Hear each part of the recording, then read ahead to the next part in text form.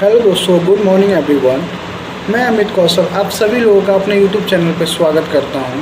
आप सभी लोगों ने अपने कीमती समय में से समय निकाल के मेरे यूट्यूब चैनल को विजिट करने का विचार किया, इसके लिए मैं आप सभी लोगों का आभारी हूं। दोस्तों, ये मेरा पहला वीडियो है जिसमें मैं आपको कंप्यूटर की बेसिक नॉलेज देने की कोशिश करूँगा, जैसे कि डेस्कटॉप के बारे में बताऊँगा।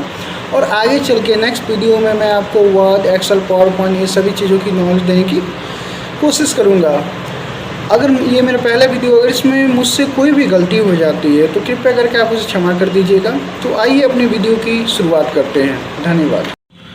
जैसा कि आप लोग स्क्रीन पर देख पा रहे हैं, हमारा जो कंप्यूटर है वो लिखा हुआ है यहाँ पे। कंप्यूटर शब्द की उत्पत्ति अंग्रेजी के कंप्यूटर शब्द से मानी जाती है।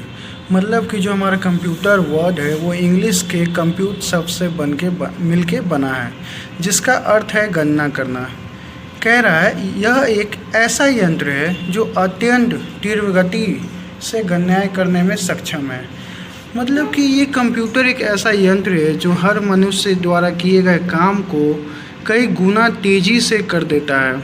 जैसे अगर आप एग्जाम्पल के लिए देखिए तो पहले हम लोग जब भी किसी को कोई लेटर भेजना होता है, पत्र भेजना होता है, तो वो पोस्टमैन पहुंचाया करते थे। पोस्टमैन को जाने में समय लगता था और आपको पोस्टमैन काफ़ी समय भी लेते थे और बहुत सारे हमारे ऐसे रोज़गार भी थे। लेकिन जब से हमारा कंप्यूटर आया है, आप यहाँ पे एक ऑप्शन देखोगे मेलिंग का। यहाँ से हम मेलिंग में जाके किसी को भी मेल करके जो भी हमें मैसेज भेजना होता है, जो भी हमें SMS भेजना होता है या जो भी कुछ भेजना होता है, मेल पे हम उन्हें वो इन्फॉर्मेशन पहुँचा देते हैं। तो कंप्यूटर अधिक गुना। एक और एग्जांपल अगर आप माने तो जैसे कि आज के डेट में हमारा ये बोर्ड एग्ज़ाम्स होते हैं या फिर यूनिवर्सिटी एग्ज़ाम्स होते हैं, तो उसमें लाखों बच्चे पार्टिसिपेट करते हैं। तो जब कंप्यूटर नहीं था तो कई लोगों को, मान लीजिए अगर एग्जांपल के लिए आप सोच लीजिए, अगर 1 लाख बच्चों का हमें एग्ज़ाम लेना है तो 1 लाख बच्चों का एग्ज़ाम के लिए हमें कम से कम 1000 लोगों की ज़रूरत पड़ती होगी उनके लिए क्वेश्चन तैयार करने में। लेकिन कंप्यूटर के आने के बाद हम सिर्फ एक क्वेश्चन टाइप करते हैं और उसे ही प्रिंट करके, बस एक ही इंसान एक क्वेश्चन टाइप करेगा और उसे प्रिंट करके निकालेगा और वो काम कर जाएगा। तो इससे आप समझ सकते हैं कंप्यूटर द्वारा हमारा जो काम हो गया वो काफ़ी आसान हो चुका है। अगर इसके आगे हम बढ़ें तो अब आते हैं कंप्यूटर का फुल फॉर्म। जैसा कि आप कंप्यूटर देख रहे हो, कंप्यूटर का फुल फॉर्म होता है common oriented machine, particularly used united and used under technical and educational research। ठीक उसी प्रकार लैपटॉप भी हमारे कंप्यूटर की तरह ही काम करते हैं। जहाँ कंप्यूटर नहीं होते, आज लैपटॉप कुछ लोग ज़्यादा पसंद कर रहे हैं। तो अगर लैपटॉप का फुल फॉर्म देखें तो लैपटॉप का फुल फॉर्म होता है light weight analytical platform total optimised power. तो ये आप अगर चाहो तो आप लिख सकते हो, आप चाहो तो इसे राइट डाउन कर सकते हो। अब आते हैं हम अपने नेक्स्ट स्टेप की तरफ। ये कहता है हाउ टू स्टार्ट कंप्यूटर। अगर हमें कंप्यूटर स्टार्ट करना है तो हम कंप्यूटर को स्टार्ट कैसे करेंगे। तो लिखा हुआ है step 1 turn on the switch. देखिए, हर जगह हम कोई भी कंप्यूटर हो तो कंप्यूटर का कहीं ना कहीं प्लग होता है। वो प्लग CPU का हो और मॉनिटर का हो, सब एक दूसरे से जुड़ा होता है। और उस प्लग को हम जब लगाते हैं बोर्ड में, जैसे कि आप देख पा रहे हो यहाँ लैपटॉप का जो हमारा चार्जर यहाँ लगा हुआ, तो इसी तरीके पहले हम उसकी टर्न ऑन स्विच करेंगे, स्विच को ओपन करेंगे और उसके बाद हम ऑन करते हैं कंप्यूटर में CPU, जिसका फुल फॉर्म होता है सेंट्रल प्रोसेसिंग यूनिट। CPU का फुल फॉर्म क्या होता है? Central processing unit. अब अगर मैं बात करूँ लैपटॉप की, तो लैपटॉप में थोड़ा चेंजिंग हो जाता है। लैपटॉप में हमें एक चार्जर मिलता है, जो कि आप ये चार्जर देख पा रहे हो। ये चार्जर हमारा इतना बड़ा होता है। ये चार्जर का प्लग यहाँ पे है। अगर हमारा लैपटॉप चार्ज है, जैसे कि आप यहाँ पे लैपटॉप की बैटरी देख पा रहे हो, अगर हमारा लैपटॉप चार्ज होता है तो हमें चार्जर कनेक्ट करने की ज़रूरत नहीं होती है। और अगर हमारा लैपटॉप चार्ज नहीं है तो हम चार्जर कनेक्ट करते हैं।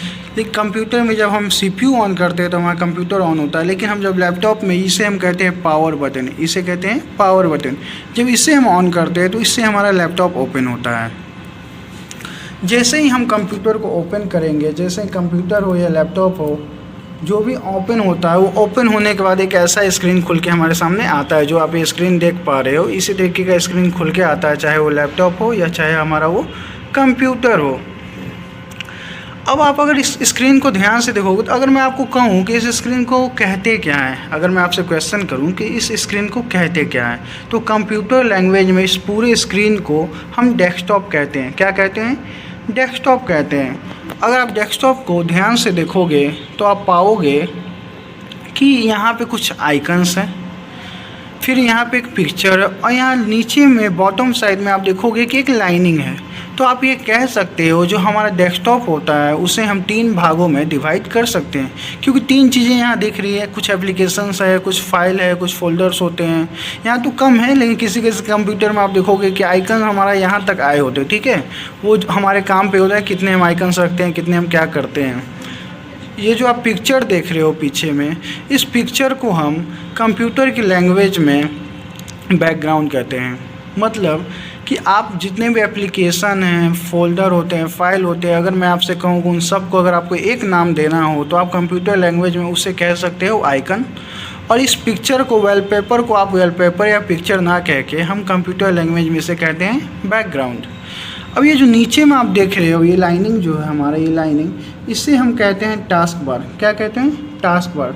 टास्क बार का मतलब क्या होता है कि जो भी कोई काम हम यहाँ करेंगे वो हमारे टास्क बार में शो करता है। जैसे कि देखिए मैं अभी MS वर्ड पे ओपन था, तो यहाँ MS वर्ड हमारे टास्क बार में शो कर रहा है या नहीं कर रहा है।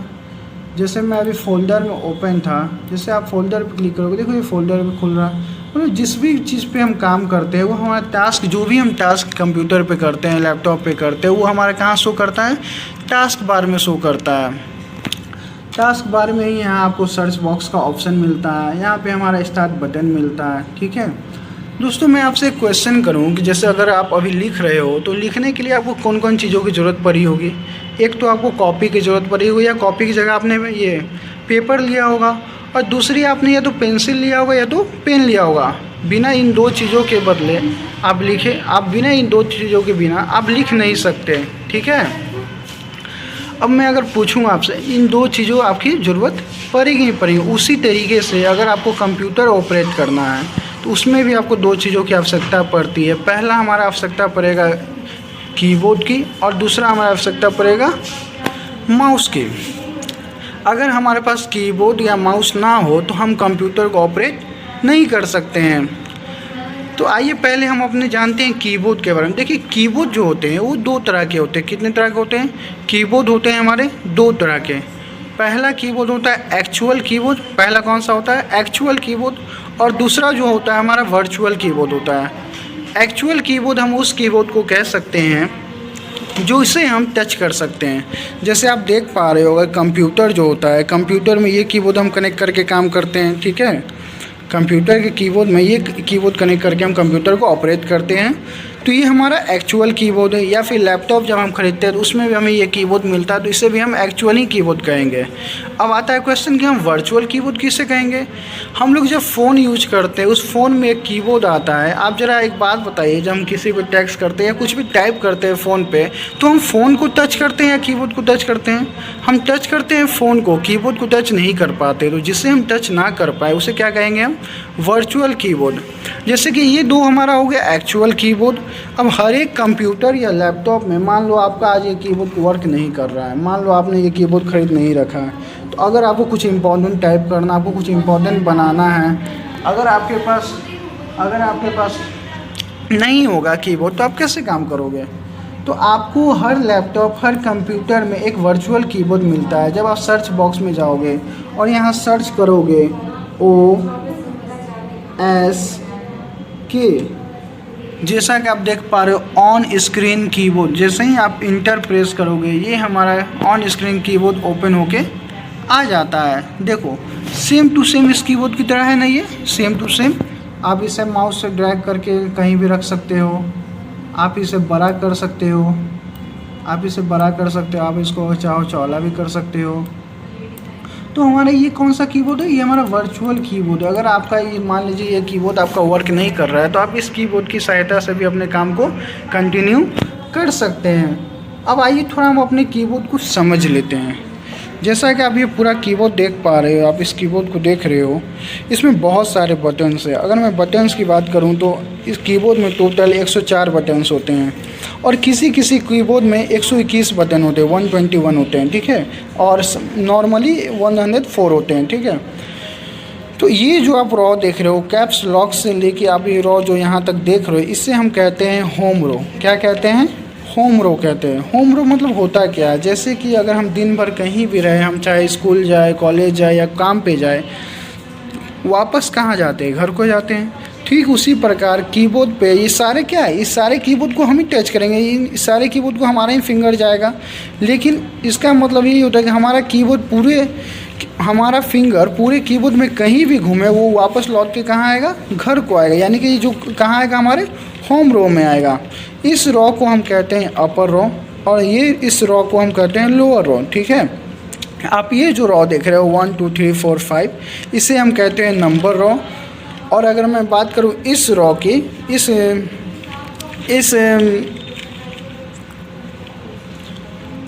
कीज की बात मैं करूँ तो इसे हम कहते हैं नंबर पैड। इसका यहाँ पे आप कहोगे कि यहाँ भी सर 1 2 है, यहाँ भी 1 2 है। अब मान लो यहाँ पे मैंने ये MS वर्ड, अब मान लो मैंने यहाँ MS वर्ड खोला हुआ है, मुझे यहाँ टाइप करना है किसी का नंबर, मैं टाइप कर रहा हूँ। देखो ऐसे ऐसे एक देख के मारूंगा, इसमें काफ़ी समय लगेगा। मान लो किसी का भी नंबर हो, मारूंगा 99 कुछ भी मारूंगा तो काफ़ी समय लगेगा। लेकिन जब हम लंबे चीज़ें, लॉन्ग चीज़ें टाइप करनी होती है, लेकिन यहाँ से देखो आप इजी में कर सकते हो। किसी का नंबर डालना हो, जैसे हम नंबर प्रेस यहाँ से कर सकते हैं आसानी से। तो इसका यूज इसलिए किया जाता है कि बेसिकली नंबर, मोबाइल नंबर समय डालने, बड़े आपको एडमिट कार्ड जो होता है हमारा, उस पर नंबर होता है, फिर आपका फॉर्म नंबर होता है, तो फॉर्म नंबर का भी आप यहीं से हेल्प लेके आप कर सकते हो। आप किसी मॉल या किसी कहीं पे आप जाओगे, जो वहाँ बिलिंग काउंटर होता है, वो बिल भी इसी नंबर पैड की सहायता से बनाते हैं, ना कि इसकी सहायता से बनाते हैं। अब आप इस पर देखोगे तो यहाँ पे कुछ बटन्स है। क्या है? कुछ बटन्स हैं। जैसे आप ये देख रहे हो, एक है हमारा टैब बटन। क्या है हमारा? Tab button. अब टैब बटन का यूज मैं आपको दिखाता हूँ। जैसे कि आप ये देख पा रहे हो, टैब बटन का मैं यूज दिखाता हूँ आपको। मान लो मैंने यहाँ लिखा नेम, मैंने यहाँ लिखा नेम। अब मैं अगर स्पेस दूँ, इसे हम कहते हैं स्पेस। अगर मैं स्पेस दूँ, देखो ये स्पेस कितनी स्लो में जा रहा है, मुझे बीच में चाहिए था। मान लो मैं नेम लूँ और यहाँ से सीधा अगर टैब प्रेस करता हूँ, मैं यहाँ से सीधा टैब प्रेस करता हूँ तो ये देखो एक स्पेस गया, यहाँ पे गया। अब यहाँ पे मैं कुछ भी दे सकता हूँ। मान लो मैंने कॉलन दे दिया, ठीक है। अब यहाँ से फिर मैंने इंटर किया, अब मैंने दिया रोल नंबर दिया। अब मैं फिर यहाँ से इंटर मारूंगा, मुझे कितना इंटर प्रेस करना पड़ेगा, लेकिन मुझे ठीक बराबर जगह पे जाना है, ठीक उसी जगह पे लोकेट करना है, तो हम सीधा टैब प्रेस करेंगे। देखो फिर से हम आ गए वहाँ पे। तो टैब का यूज आप बेसिकली इस तरीके से समझ सकते हो कि हम स्पेस लेने के लिए करते हैं। जैसे कि मैं अगर आपको ये बुक दिखाऊं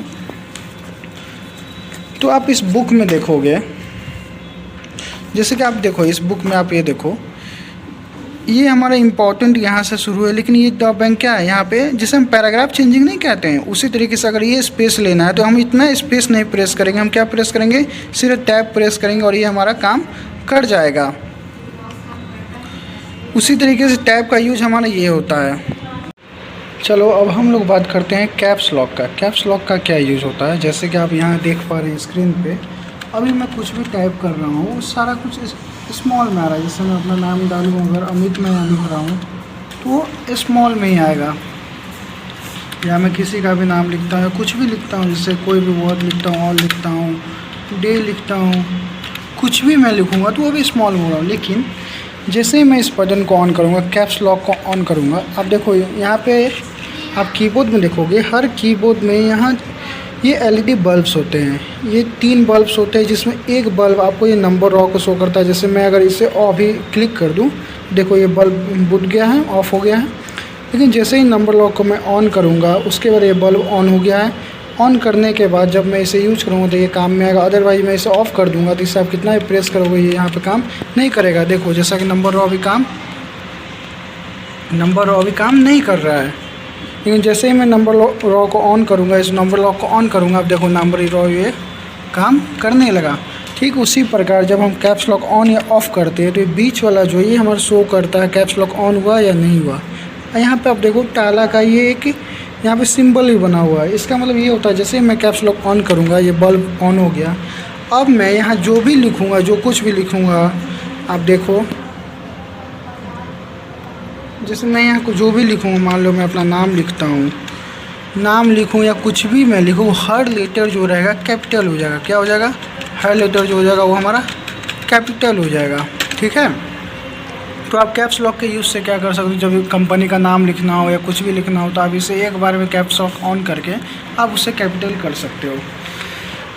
अब मैं अगर बात करूँ तो आप यहाँ देखोगे एक बटन है शिफ्ट, और शिफ्ट हर कीबोर्ड में 2 शिफ्ट होते हैं, एक यहाँ होते हैं एक यहाँ होते हैं। जैसे अगर मुझे शिफ्ट का काम क्या होता है, जैसे मुझे किसी भी लेटर का अगर पहला अक्षर, पहला वर्ड अगर मुझे कैपिटल करना है तो मैं ये शिफ्ट प्रेस करूँगा और शिफ्ट प्रेस किए रहूँगा। उसके बाद अगर मैं ए प्रेस करता हूँ तो देखो यहाँ ए कैपिटल हो गया। फिर उसके बाद मैं कुछ भी टाइप करूँगा तो वो स्मॉल में आएगा। फिर मुझे अगर पूरा नाम देना, अगर मुझे यहाँ से फिर के प्रेस करना है इस तरफ का, तो मैं इस तरफ दबाऊँगा, फिर इसे के प्रेस करूँगा तो यहाँ देखो वो पहला लेटर क्या हो गया, स्मॉल में होने लगा, बाकी पहला लेटर क्या होगा, कैपिटल होगा। यानी कि आप शिफ्ट के यूज़ से आप हर चीज़ को, पहला लेटर को कैपिटल कर सकते हो। जैसे कि आप देखोगे अगर यहाँ पे कीबोर्ड पे हमारे कुछ सिंबल्स भी होते हैं, जैसे इस सिंबल को आप देखो तो greater than, smaller, lesser than होता है हमारा, इसी में कॉमा होता है। तो जो भी कीबोर्ड पे हमारे नीचे में जो सिंबल्स होते हैं, जो नीचे का आप सिंबल्स देखते हो, आप जब डायरेक्ट इसे प्रेस करोगे तो वो सिंबल बनेगा। जैसे मैं अगर इस की को प्रेस करता हूँ तो यहाँ देखो आप स्लैश बन रहा है।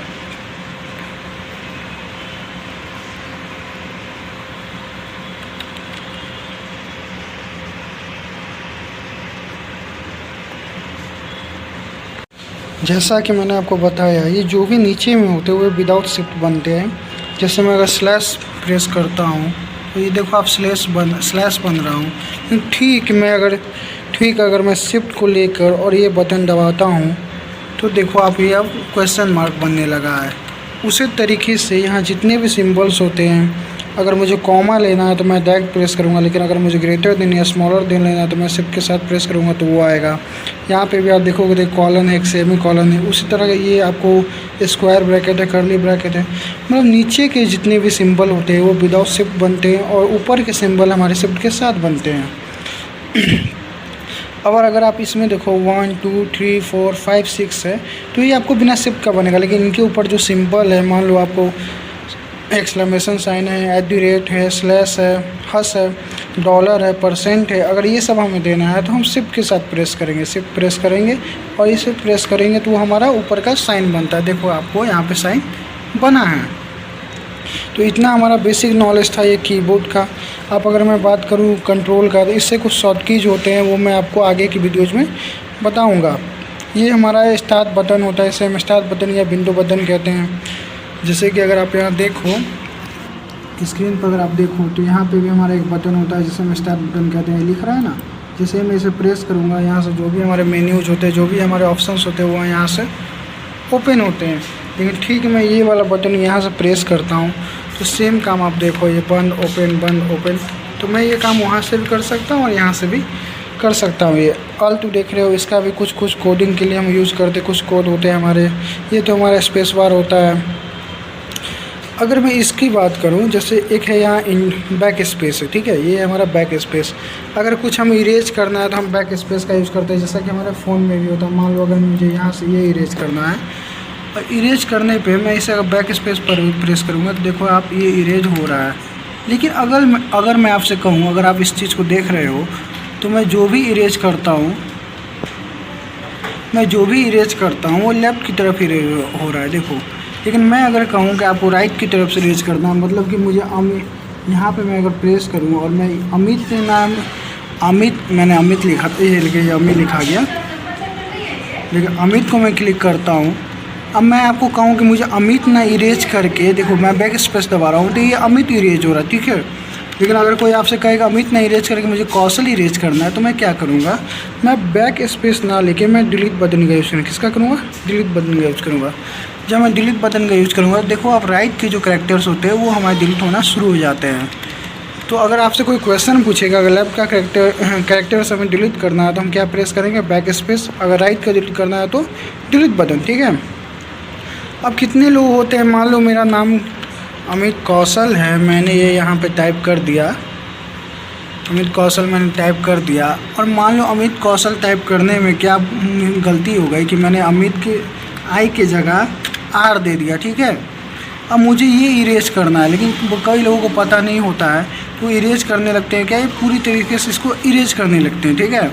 लेकिन अगर आपके और मेरे जैसे समझदार लोग होंगे तो वो क्या करेंगे कि जो भी है हमारा, अब मान लो मिस्टेक हमारा कहाँ है, ए एम के बाद है ना, तो ये जो रोज आप देख रहे हो, राइट एरो, लेफ्ट एरो, अपर एरो, डाउन एरो, इसका यूज हम करें। जैसे इस लेफ्ट वाले को अगर यूज करेंगे तो ये हमारा कर्सर है, ये जो ब्लिंक हो रहा है इसे हम कर्सर कहते हैं। ये जो कर्सर है हमारा, ये सीधा देखिए वहाँ पे कर्सर को मैं ले जाऊँगा। अब मुझे आर को डिलीट करना है तो मैं बैक स्पेस को प्रेस करूँगा, और जो मुझे एडिट करना है वो मैं यहाँ पर एडिट कर दूँगा, तो देखिए मेरा एडिट होके आ गया। तो ये था आपको कीबोर्ड का बेसिक नॉलेज, जितने भी कीज थे ये थे, और आगे के वीडियोज़ में मैं आपको ये सब कीज की यूज बताऊंगा, लेकिन बेसिक के लिए इतना काफ़ी है आपके लिए। अब आते हैं हम लोग अपने माउस पे। ये जो आप देख रहे हो इसे हम कहते हैं माउस। माउस में बेसिकली 3 ही बटन होते हैं, एक होते हैं लेफ़्ट बटन, एक होते हैं राइट बटन, एक होता है स्क्रॉल बार।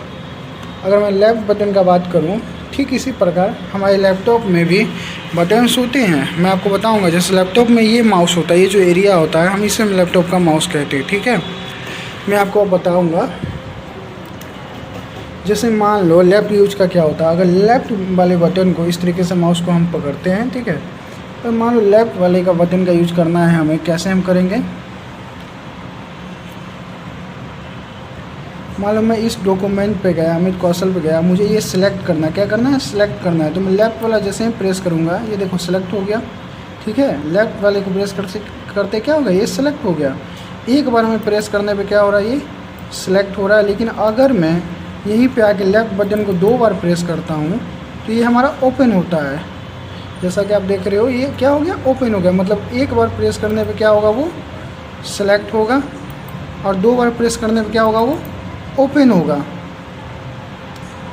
अगर मैं आपसे पूछूं कि अगर मुझे मूव करना है, मूव करने के लिए इसको मुझे लाके यहाँ रखना है, तो मुझे मूव करने के लिए क्या करना पड़ेगा, मूव करने के लिए मुझे क्या करना पड़ेगा, पहले मैं इस फोल्डर पे जाऊँगा या फाइल पे जाऊँगा, उस फाइल को सिलेक्ट करूँगा, और फिर जो अभी लेफ़्ट बटन देख रहे हो इसे मैं प्रेस किए रहूँगा, और प्रेस करके अपने माउस को मूव करूँगा। मुझे जहाँ भी ले जाना होगा उसे मैं वहाँ ले जाऊँगा। अब आप बोलोगे कि लैपटॉप में से लेफ़्ट बटन कहाँ होता है, तो लैपटॉप में ये जो आप भाग देखो ये लेफ़्ट बटन का काम कर सकता है। मान लो मुझे ये सिलेक्ट करना है, तो मैं यहाँ पे गया, कर्सर को ले गया, और मैं जब इसे एक बार क्लिक करूँगा तो ये क्या हो गया, सिलेक्ट हो गया। लेकिन उसी चीज़ को अगर मैं 2 बार क्लिक करूँगा तो वो क्या हो जाता है, हमारा ओपन हो जाता है। जिस तरीके से लेफ़्ट में हमारा वो काम करता है। अब आते हैं राइट बटन का यूज क्या होता है। मैं राइट बटन का यूज आपको बताता हूँ। जैसे ये अमित कौशल है, जब मैं इसे सिलेक्ट किया लेफ़्ट बटन से, और जैसे ही राइट में क्लिक करूँगा, राइट क्लिक करते ही मुझे बहुत सारे ऑप्शंस मिलते हैं। तो क्या होते हैं, राइट बटन का ऑप्शन यूज करके हम बहुत सारे ऑप्शंस ला सकते हैं। इसमें आप देख रहे हो उस फाइल से ले लेते हैं, रीनेम है, डिलीट है, क्रिएट शॉर्टकट है, कॉपी है, कट है, पिन टू स्टार, बहुत सारे ऑप्शंस हमें मिलते हैं। अब आप बोलोगे सर माउस में राइट बटन कहाँ होता है, तो माउस का ये लैपटॉप में है, ये कहाँ राइट बटन होता है। तो अगर मैं यहाँ पे इसे मैं सिलेक्ट करूँ, एक बार क्लिक किया मैंने, सिलेक्ट हो गया ये, तो ये आप भाग जो देखो इस पर जब आप क्लिक करोगे, देखो मैंने क्लिक किया ना, ये आ गया राइट बटन का यूज। तो जो लैपटॉप में ये होता है, ये बटन, ये राइट बटन का काम हमारा करता है। अब आता है स्क्रॉल बार। स्क्रॉल बार भाई किस काम आता है, तो स्क्रॉल बार हमारा बेसिकली ऊपर नीचे करने के लिए डॉक्यूमेंट को काम आता है। जैसे कि आप देख रहे हो डॉक्यूमेंट क्या हो रहा है, ऊपर नीचे हो रहा है। लेकिन लैपटॉप में अगर हम ऊपर नीचे करना है तो आप 2 फिंगर लोगे और 2 फिंगर को यहाँ रखोगे और इससे ऊपर नीचे करोगे तो ये स्क्रॉल बार का काम करेगा, देखो, ठीक है। तो आप माउस भी समझ गए, हम कीबोर्ड भी समझ गए। अब हम समझेंगे डेस्कटॉप के बारे में। हाँ, तो जैसे मैंने आपको पहले ही बता चुका हूँ, ये जितने भी हमारे फोल्डर्स होते हैं, फाइल्स होते हैं या फिर ये एप्लीकेशंस होते हैं, इसे हम आइकन्स कहते हैं। ये जो पिक्चर आपको पीछे दिख रहा है इसे हम बैकग्राउंड कहते हैं। और नीचे में ये जो लाइनिंग होता है ये टास्क बार होता है। टास्क बार में आप देखोगे इंटरनेट कनेक्शन दिखाएगा आपको, ये आपको बैटरी % दिखाएगा, मतलब जो भी कुछ होता है आप यहाँ से देख सकते हैं। अब हम आते हैं अपने न्यू टॉपिक की तरफ। जब आप डेस्कटॉप पे माउस से राइट क्लिक करते हो जब आप डेस्कटॉप पे माउस से राइट क्लिक करते हो तो आपको कुछ ऑप्शंस मिलते हैं। जो ऑप्शंस आप देख पा रहे होंगे, जैसे कि आप ऑप्शंस देख पा रहे हो, ऑप्शंस में हमारे हैं व्यू है, सॉर्ट बाय है, रिफ्रेश है, पेस्ट है। ये सब ऑप्शंस जो आप देख पा रहे हो ये सब ऑप्शंस हमें मिलते हैं।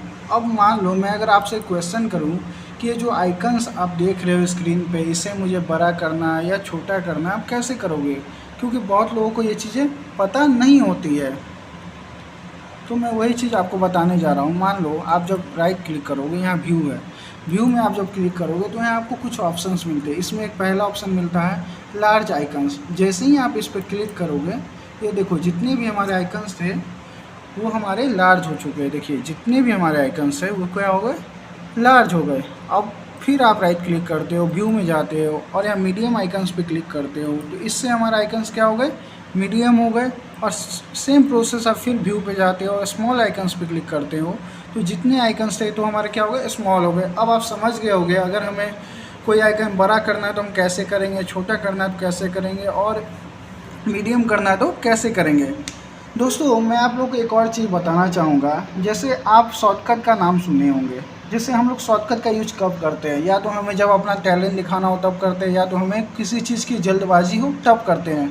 याद कीजिए वो दिन स्कूल लाइफ के, जब हम अपने दोस्तों के साथ स्कूल जाते थे और जब हमारी छुट्टी होती थी तो हम अपने दोस्तों से रेस लगाते थे कि देखते हैं पहले घर पर कौन पहुँचता है। तो कहीं ना कहीं हम घर पर जल्दी पहुँचने के लिए शॉर्टकट का रास्ता अपनाते थे। शॉर्टकट क्यों? वहाँ पे आपको अपना टैलेंट दिखाना था। कहीं आपको जल्दबाजी में जाना होता है तो हम वहाँ बाय डिफ़ॉल्ट जो रोड होता है लंबे रोड को फॉलो ना करके हम किस में जाते हैं, शॉर्टकट से जाते हैं। तो ठीक उसी प्रकार अगर मैं कहूँ आपको कि ये जो आइकन्स बड़े या छोटे करने हैं तो इसके शॉर्टकट क्या होंगे, इसके भी शॉर्टकट सोचते हैं। जैसे आप किसी को अपना टैलेंट दिखाना चाहो जो किसी को पता नहीं होता, ये तो आपको लंबा प्रोसेस हो गया। आपने राइट क्लिक किया, व्यू पे गए, फिर आपने लार्ज आइकन किया, ये आपका लंबा प्रोसेस हो गया। मैं आपको एक शॉर्टकट बताता हूँ। शॉर्टकट आप लिख सकते हो।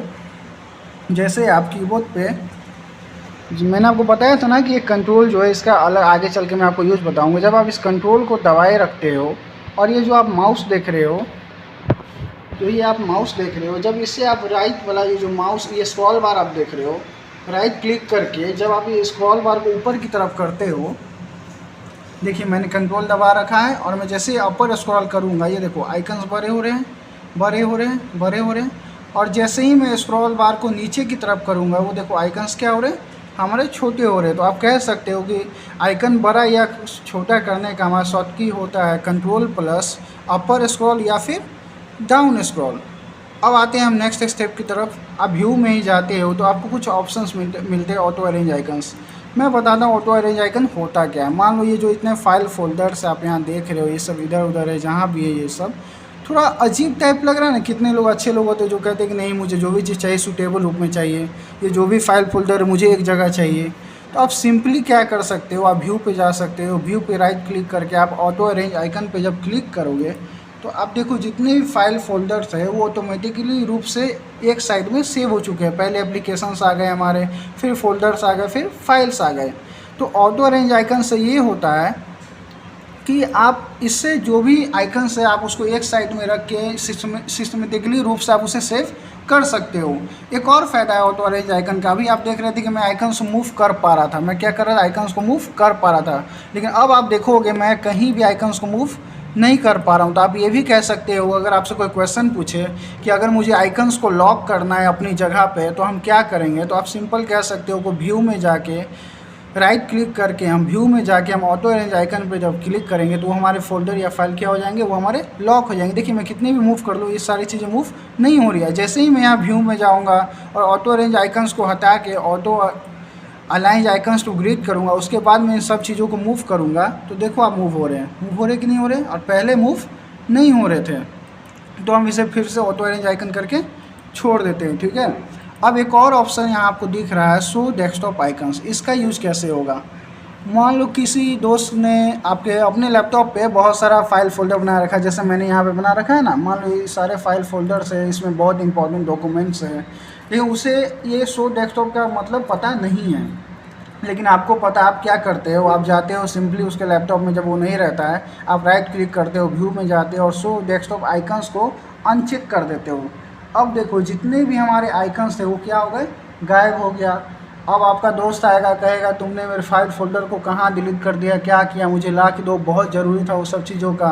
तो पहले उसे जितना गुस्सा करना होगा गुस्सा करने देना, आराम से गुस्सा करने के बाद जब वो शांत हो जाए तो सिंपली आप व्यू पे क्लिक करना और शो डेस्कटॉप आइकन पे क्लिक करोगे तो जो भी आइकन्स हमारे गायब हुए थे वो वापस आ जाएंगे। तो इसका आप प्रैंक करने के लिए किसी के साथ भी यूज कर सकते हो।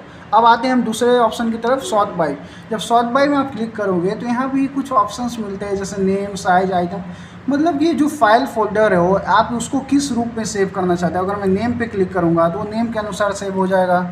अगर मैं साइज़ पे क्लिक करूँगा तो जैसे एप्लीकेशन अपना कुछ MB का होता है, कोई 10 MB का होता है, कोई 50 MB का, उसी प्रकार हमारा फाइल फोल्डर एप्लीकेशन भी MBs में होते हैं। तो जैसे ही आप सॉर्ट बाय में जाके साइज़ पे क्लिक करते हो तो वो भी अपना साइज़ के अनुसार सेट हो जाता है। आइटम टाइप मतलब कि पहले एप्लीकेशन, फिर आपको फोल्डर या फाइल कैसे सेव करना है। डेट मॉडिफाइड मतलब कि किस समय में जो पहले बनता है वो हमारा ऊपर में चला जाता है, और जो जैसे जो मैं डेट मॉडिफाइड पे क्लिक करूँगा तो जो भी आइकन्स पहले बनते हैं उधर आ जाते हैं।